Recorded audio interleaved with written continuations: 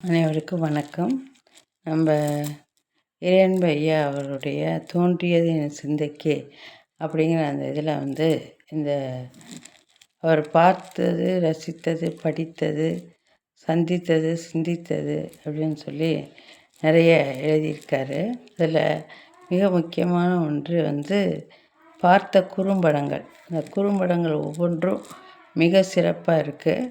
அதில் இரண்டும் இரண்டும் அப்படிங்கிற ஒரு 2+2 அப்படிங்கிற ஒரு குறும்படம்.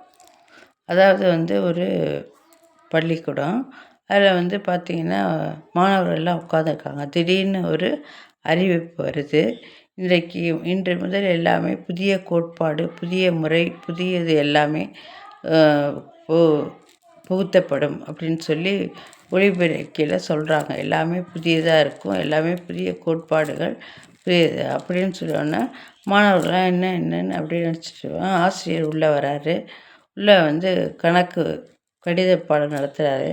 அதில் 2 2 5 அப்படின்னு சொல்கிறாரு. உடனே மாணவர்கள் எல்லாரும் இல்லை 2 2 4 தானே அப்படின்னு சொல்கிறாங்க. அதெல்லாம் கிடையாது, நான் சொல்கிறது தான் நீங்கள் சொல்லணும்னோடனே எல்லோரும் 2 2 5ங்கிறாங்க. ஒரு மாணவன் மட்டும் இல்லை 2 2 4 தான் அப்படின்னு சொன்னாங்க. உடனே ஆசிரியருக்கு பயங்கர கோவம் வருது. இப்போ பார்த்தீங்கன்னா அப்படியே அவன் அந்த 2 2 4ன்னு சொல்லும்போது கூட எல்லோரும் துப்பாக்கி முனையில் எல்லோரும் ரெடியாக இருக்கிற மாதிரி அது காட்டுறாங்க. திருப்பியும் ஆசிரியர் 2 2 5ங்கிறாரு. அப்பயும் அவன் 2 2 4ன்னு சொல்கிறான்.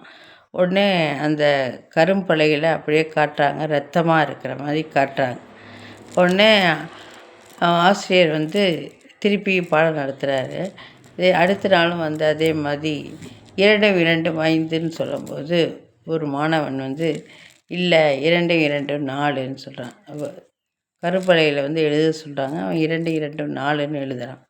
உடனே அவங்களுக்கு கோபம் வந்துடுது. அப்போ தான் தெரியுது, அதிகாரத்தால் யாரையும் நம்ம இது பண்ண முடியாது. அன்பால் வேணால் நம்ம அடிமையாக்கலாம், அன்பால் வேணால் அவங்கள சரி செய்யலாம். அதிகாரத்தினால் யாரையும் நாம் இது சரி செய்யலாம் அல்லது அவர்களை நம்ம வழிக்கு கொண்டு வரலாங்கிறது முடியாது அப்படிங்கிறது தெரியுது.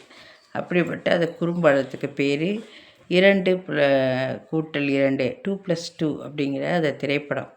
அதாவது அதிகாரத்தில் யாரும் நம்ம கீழ்ப்படிய வைக்க முடியாது, அன்பினால் வேணால் முடியும் அப்படிங்கிற அந்த குறும்படம் மிக அழகான செய்தியை நமக்கு கூறுகிறது என்பதை தெரிந்து கொள்ளலாம்.